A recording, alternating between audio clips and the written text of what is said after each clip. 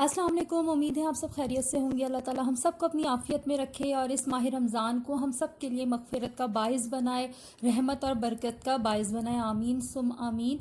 मैं यहाँ पर इमली की चटनी बनाने लगी थी और उसके लिए मैंने इमली भिगो कर रखी थी कुछ देर। अब मैंने उसको चूल्हे पे रखा है।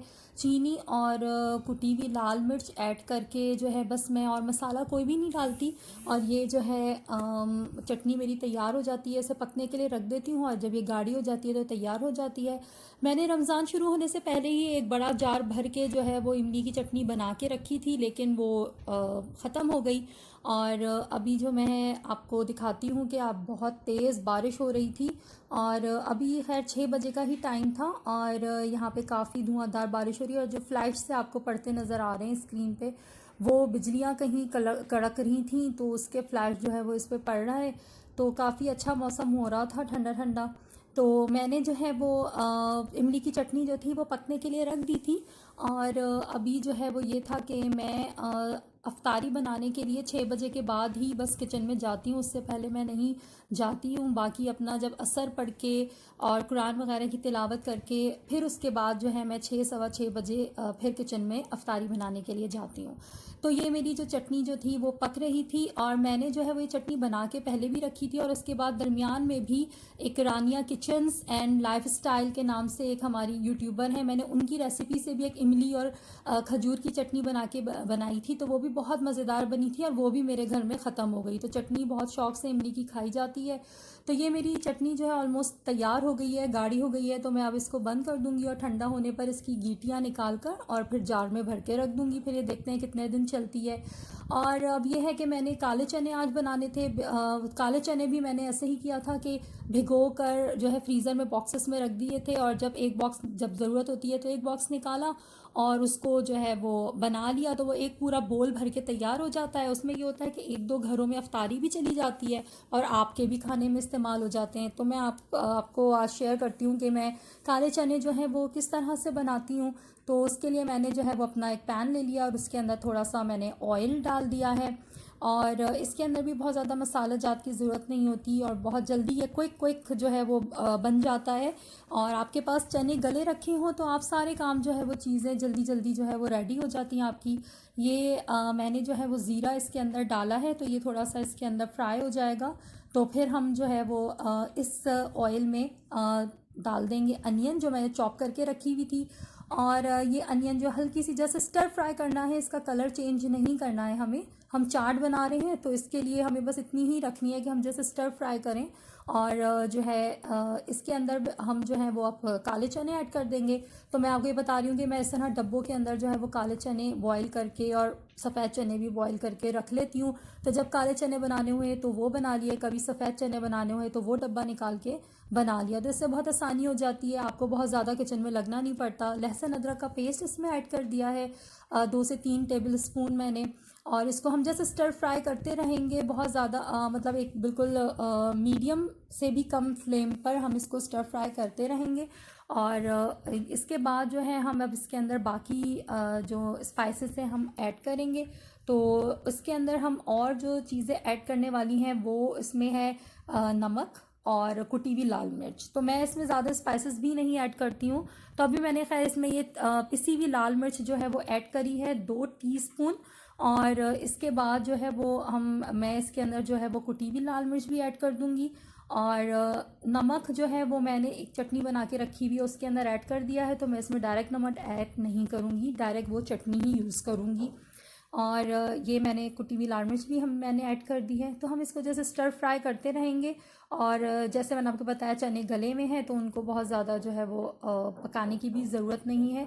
और ये क्विक जल्दी जल्दी जो है ये जितनी देर में आपको नज़र आ रहा है ये इतनी ही देर में तैयार हो जाएगा। ये 4-5 मिनट के अंदर ही ये सब चीज़ें जो हैं वो चने की चाट जो है हमारी रेडी हो जाएगी। ये जितना मैंने इसको कोई आगे नहीं किया, कुछ नहीं किया, ये जस्ट डायरेक्ट जैसे डालती जा रही हूँ वैसे ही वीडियो बना ली है।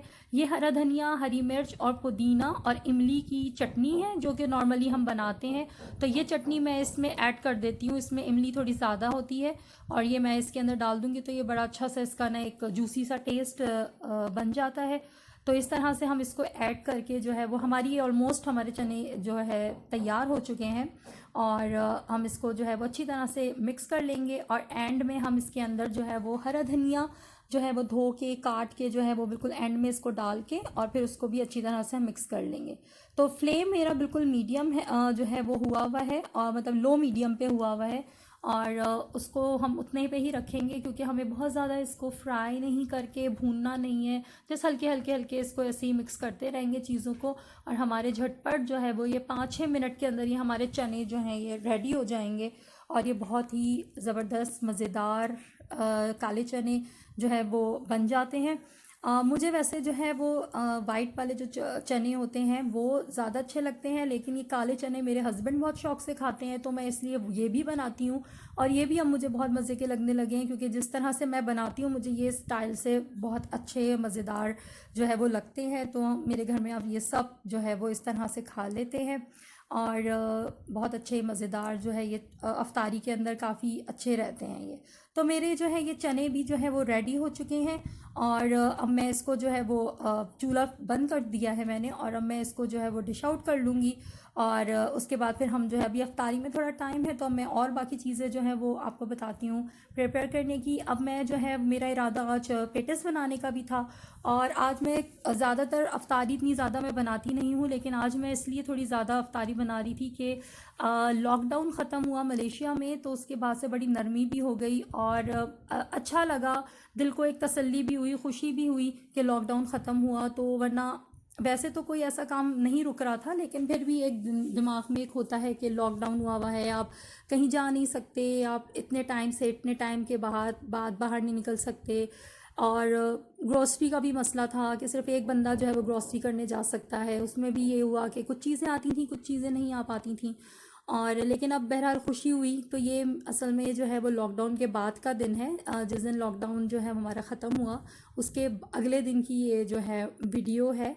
और तो आज मैं बस ऐसे ही खुशी में जो है काफ़ी सारी चीज़ें जो है मैंने बना ली। तो ये मैंने जो है वो आलू बॉईल करके और उनको मैश कर लिया था अच्छे तरीके से, और अब मैंने इसको जो है वो फ्राई पैन में डाल दिया है, और ये बिल्कुल नरम नरम आलू हो चुके हैं। अच्छा, मैं आपको बता दूं ये पेटिस बनाने के लिए मैं मैं रेडी कर रही हूँ आलू का मसाला। तो अब इसके अंदर जो है मैं कुटी हुई लाल मिर्च ऐड करूँगी 2 टीस्पून, और इसके अलावा जो है इसके अंदर मैं और ऐड करूँगी नमक, थोड़ा सा नमक हस्बे ज़ायका, जितना भी आपको नमक चाहिए। तो इसके बाद जो है वो हम इसमें ऐड करेंगे ज़ीरा और धनिया पाउडर। ये मेरा भून के पीस के मैं रखती हूँ इसको चाट वगैरह में डालने के लिए। तो ये हम इसमें ऐड कर देंगे, तो ये हमारा जो है वो आलू जो है बिल्कुल हमारे बन जाएगा, ये एक मिक्सचर सा।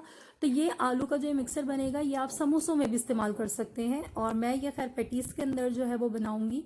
तो आप चाहें तो यही वाला मिक्सर बना के जो है वो समोसे में भी बना सकते हैं, तो ये बहुत मज़ेदार समोसे जो है वो हमारे तैयार हो जाते हैं। तो ये जो है हमारा मिक्सर ऑलमोस्ट डन हो चुका है। तो अब हम जो है वो इसके बाद जो है वो इसको थोड़ा ठंडा कर लेंगे, और फिर उसके बाद जो है हम इसको जो है पेटिस के लिए यूज़ कर लेंगे। तो जो है अच्छी बात ये हुई कि अल्लाह का बड़ा शुक्र हुआ, अल्लाह का बड़ा करम हुआ कि मलेशिया के अंदर हालात बहुत अच्छे हुए। बहुत इकॉनमी का तो मसला तो ज़ाहिर है वो तो चलता रहेगा, लेकिन बहरहाल ये हुआ कि अभी यहाँ पर जो है वो नरमी हुई, केसेस में कमी हुई, जो भी जिस तरह से हुआ, तो एक रिलैक्स कंडीशन जो है वो अब यहाँ पर हो चुकी है। और लॉकडाउन जो है वो वैसे 12 मई को ख़त्म होना था, लेकिन फिर गवर्नमेंट ने उसको जो है 2 वीक्स पहले ही उसको नरमी कर दी, और फिर अब लॉकडाउन यहाँ पे ख़त्म हो चुका है। अब ये मैंने जो है वो ले लिए हैं पेटिस बनाने के लिए, पफ पेस्ट्री के जो होते हैं वो मैंने लिए हैं। ये असल में कटे हुए भी मिल जाते हैं, तो मैं कटे हुए ही यूज़ करती हूँ कि इसमें यह है कि बस थोड़ा थोड़ा सा आपने उसको पतला किया और आप पेटिस बना लेते हैं। मैं इसमें खुश्की भी नहीं लगाती, और जस्ट इसको ये ऐसे ही बस हल्का सा पतला करा कि आपको जितने साइज़ का जो है लंबा पेटिस बनाना है आप उतने ले लें, और उसके अंदर जो है आप ये आलू का जो ये मिक्सचर मैंने बनाया ये हमने इसमें रखा, और उसके बाद जो है हम इसको जो है वो इस तरह से फ़ोल्ड करेंगे। और ये हमने लिया है एग वॉश, और एग वॉश भी हमने इसमें लगा दिया, और ये हमारी जो है वो इस तरह हमने इसको फ़ोल्ड करके हमारा पेटिस जो है वो तैयार हो गया है। और ये अब हम इसको जो है वो इस तरह से ये बन गया है, तो इसको हम इसको जो हमारी बेकिंग ट्रे है अवन की उसके अंदर मैंने रख दिया है इसको। तो इसी तरह से मैं ये पैकेट कटे हुए मिल जाते हैं जो ये पफ पेस्ट्री के होते हैं, तो ये अच्छे रहते हैं। आप इसके जो है वो मतलब पाइज़ भी बना सकते हैं और पेटिस भी बना लें, आप इसको समोसा भी बना लें इस तरह से। तो ये बहुत अच्छे क्रिस्पी सा जो है वो इसका बन जाता है। तो इसी तरह से जो है मैंने जो है ये पेटिस बना लिए। तो पेटिस मैंने कम ही बनाए, 4 ही बनाए, क्योंकि पेटिस का यही होता है कि फिर वो अगर खाई नहीं जाए उस वक्त गरम गरम तो फिर वो उसके बाद जो है वो नरम पड़ जाते हैं और फिर वो अच्छे नहीं लगते। तो मैं बस उतने ही बनाती हूँ जितने जो है वो घर में हम लोग हैं और हम लोग खाते हैं। तो बस मेरे जो है ये पेटिस मैंने रेडी कर लिए थे। बाकी और भी चीज़ें जो थी वो अफ्तारी में बनाती हूँ। रोज़ाना एक जैसी अफ्तारी नहीं बनाती, चीज़ों को चेंज करती रहती हूँ, कभी कुछ बनाती हूँ कभी कुछ बनाती हूँ।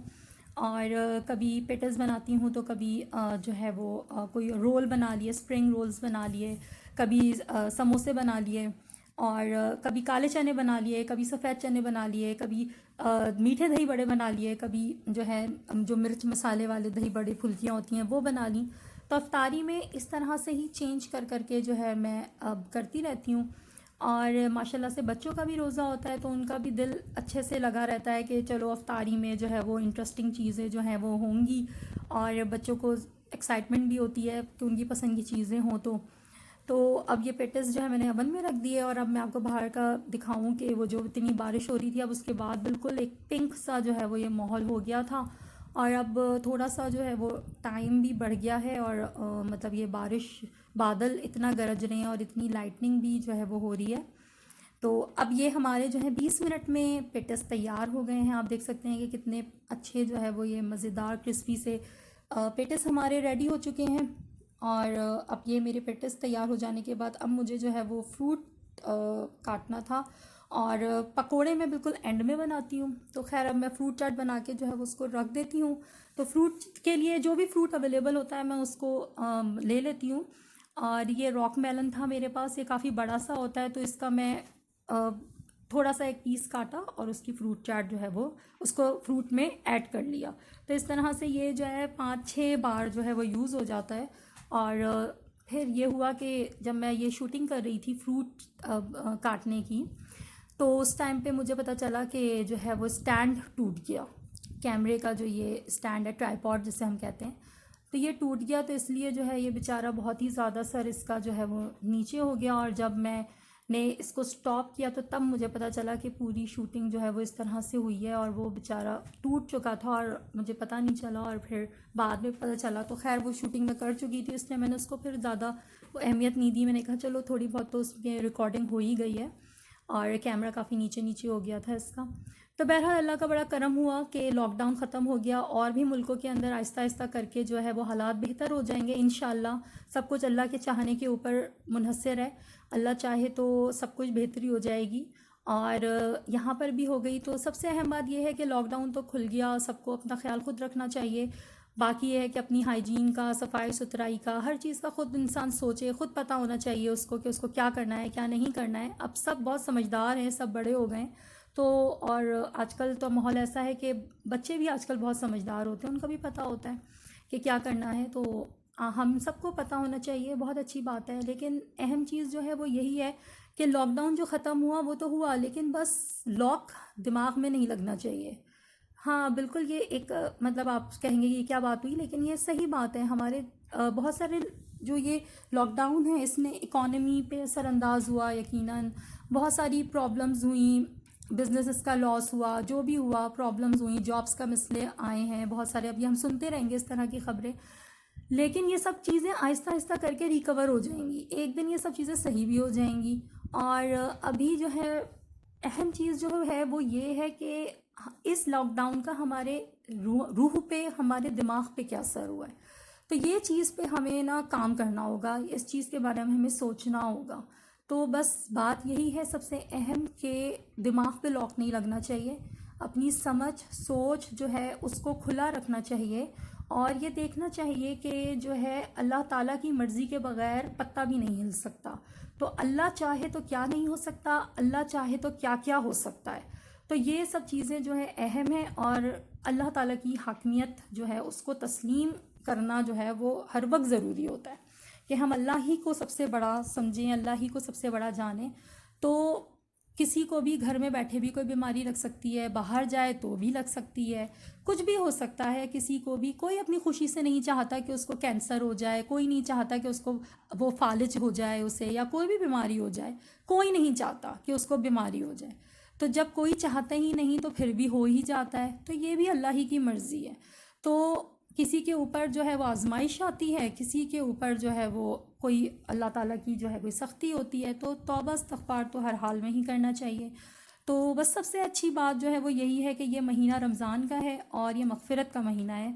तो हमारा सबसे ज़्यादा जो फ़ोकस है वो हमारी बल्कि प्रायोरिटी में यही होना चाहिए कि हम मग़फ़िरत तलब करें, अल्लाह ताला से मग़फ़िरत तलब करें, और जो है अपनी प्रायोरिटीज़ जो हैं उसको जो है हम डिसाइड करें। हमें पता होना चाहिए कि हमारे लिए क्या अहम है, क्या अहम नहीं है, और जो है हमारा मकसद क्या है। तो अब ये सब चीज़ें जो है आहिस्ता आहिस्ता करके रिकवर हो जाएंगी, सब ठीक हो जाएगा। लेकिन जो है हमें अपने दिमागों और रूह को उसको लॉक नहीं करना है। सीखने का अमल हमें ताज़ा रखना है, समझने का अमल हमें ताज़ा रखना है, हमें करते रहना है, ये सब कुछ सीखते रहना है, समझते रहना है। और सबसे अच्छी चीज़ जो सीखने और समझने के लिए है वो है कुरान। तो ऐसा नहीं है कि सिर्फ रमज़ान का महीना आया है तो ही हम कुरान खोलें और तिलावत करें और हम एक कुरान ख़त्म कर लें और दो कुरान ख़त्म कर लें। हकीकत तो ये है कि हमारी पूरी ज़िंदगी जो है वो कुरान पे ही मुनहसर होनी चाहिए, कि हमारा रोज़ का जो दिन है उसका आगाज़ ही नमाज के बाद कुरान से होना चाहिए। तो ये सबसे अहम है। और ये भी बात नहीं कि आप सिर्फ जस्ट तिलावत कर लें और आपको पता भी नहीं चला कि आपने क्या पढ़ा, आपने नमाज में क्या सूरत पढ़ी। सबसे अच्छी चीज़ जो है वो यही है कि आपके पास टाइम है, आपके पास कोई फ़ारिग वक्त है, आप 2-3 आयतें लें और उसका मतलब निकालें, उसकी तफसीर निकालें। इंटरनेट हर जगह है, किताबें सबके पास होती हैं, तफसीर देखें, आपको जो भी मुफस्सिर पसंद है आप उसकी तफसीर निकालें, उसको पढ़ें, उन आयतों को समझें, सीखें। कोई बड़ी बात नहीं कि आप पूरा एक सिपारा एक दिन में पढ़ लें। बड़ी बात यह है कि आपने अगर 2 आयतें पढ़ी और उनका मतलब समझ लिया और उससे आपने हासिल कर लिया जो सीख आपको हासिल करनी है, तो इससे बड़ी कोई कामयाबी की बात नहीं है कि आपकी ज़िंदगी के अंदर अगर उसकी वजह से कोई चेंज आ गया तो यही आपका हासिल है। तो ये सबसे अहम बात है सीखने की। तो इस पर ज़रूर गौर कीजिएगा। और यह है कि मेरे फ्रूट जो हैं वो कटते जा रहे हैं, और मैं जो है वो आम, केले, वो रॉक मेलन, ये सेब, यही बस चीज़ें मैंने काटी हैं, और थोड़े से मैं इसमें अंगूर भी ऐड कर दूँगी तो हमारे फ्रूट भी कट जाएंगे। लेकिन यह है कि मैं इसके अंदर कोई मसाला वगैरह ऐड नहीं कर रही हूँ, क्योंकि मैं घर में सारे लोग अलग अलग तरह के फ्रूट्स खाते हैं और मुझे चाट मसाले के साथ पसंद है, और बाकी ये है कि बाकी सबको किसी चीज़ के साथ पसंद नहीं है। वो ज़्यादा से ज़्यादा क्रीम डाल लेंगे और कुछ भी नहीं डालेंगे, और बस फ्रूट कटे होने चाहिए। और फ्रूट तो मैं चाट बना लेती हूँ, वरना तो वो बच्चे ज़्यादातर पसंद करते हैं अलग अलग फ्रूट के। उनको केले अलग से दे दें, सेब अलग से दे दें, कीनू अलग से दे दें। तो अगर काट के दे दो तो वो बस चीज़ें ही चुनते रहते हैं कि पहले ये अच्छा लग रहा है, ये नहीं खाना। तो बच्चे खैर इस तरह करते ही हैं। तो ये है कि मेरी फ्रूट भी कट चुका है, रेडी हो चुका है, और मैं अब बनाने लगी हूँ पकोड़े। और ये है स्पेशल पकोड़े। मैं आपको बताती हूँ कि मैंने जो है पकोड़ों के लिए बेसन ले लिया है, और मैं बनाऊँगी आज मशरूम के पकोड़े। जी हाँ, प्याज के पकोड़े, पालक के पकोड़े, ये सब तो हम खाते ही रहते हैं और बनाते भी हैं। तो आज जो है मैं मशरूम के पकोड़े बनाने लगी हूँ। तो उसके लिए मैंने बेसन ले लिया है, उसके अंदर मैंने नमक डाला है, मीठा सोडा डाला है, और रेड चिली जो क्रश्ड होती है, कुटी हुई लाल मिर्च, वो डाल दिया है। तो हम इन सब चीज़ों को इसमें डालकर और मिक्स कर लेंगे, पानी डाल के इसको फेंट लेके रख लेंगे। और इसके बाद जो है वो जैसे कि हम बना के रखते हैं, तो मैं जो है वो बेसन को बनाकर, मतलब इसको फेंट के बेसन को 20 मिनट रखती हूँ। तो वो ये है कि मेरा जो है मैं 15-20 मिनट के बाद जब इसको आप पकोड़े बनाएंगे तो उसका बड़ा अच्छा सा एक टेक्सचर बनता है, और वो बड़ा अच्छा सा एक कवर सा आ जाता है, और बड़ा अच्छे मज़ेदार जो है वो आप किसी भी चीज़ के पकोड़े खाएं, बना के खाएं तो वो बहुत मज़ेदार लगते हैं। अगर आप बेसन को घोल के और उसको 15-20 मिनट के लिए रख दें अगर, तो ये आप करके देखिएगा। बहुत से लोग इस तरह करते भी होंगे। तो ये है कि अच्छी तरह से हम जो है वो इसको फेंट लेंगे। और आज मैं जो है वो मतलब मशरूम के पकोड़े जो है वो मैं बनाती रहती हूँ, लेकिन ये है कि आज मेरे पास जो है वो थोड़े अलग तरह के मशरूम आए हैं। ये है बटन मशरूम्स। तो ये बहुत सॉफ्ट होते हैं। इसके अलावा जो है जो मैं बनाती हूँ वैसे पकोड़े, वो थोड़े से चपटे से मशरूम्स होते हैं, और वो भी बहुत अच्छे, वो बड़े बड़े से साइज़ के होते हैं, तो वो एक पूरा एक बड़ा सा मशरूम जो है वो ऐसे पकोड़ा सा बन जाता है। लेकिन इसमें यह है कि ये मैंने जो है वो इस तरह से, ये गोल गोल ज़्यादा थे, तो इसलिए मैंने इसको इस तरह से जो है वो कट कर लिया है। तो हम इसको जितने हमें चाहिए उतने जो है मैं इसमें से मशरूम्स निकाल कर उसको कट कर लूँगी, और जो है वो हम फिर इसको के जो है वो पकोड़े बना लेंगे जब हमें फ्राई करने होंगे। तो खैर ये बड़े आसानी के साथ जो है वो हमारे मशरूम्स जो हैं वो कट गए हैं।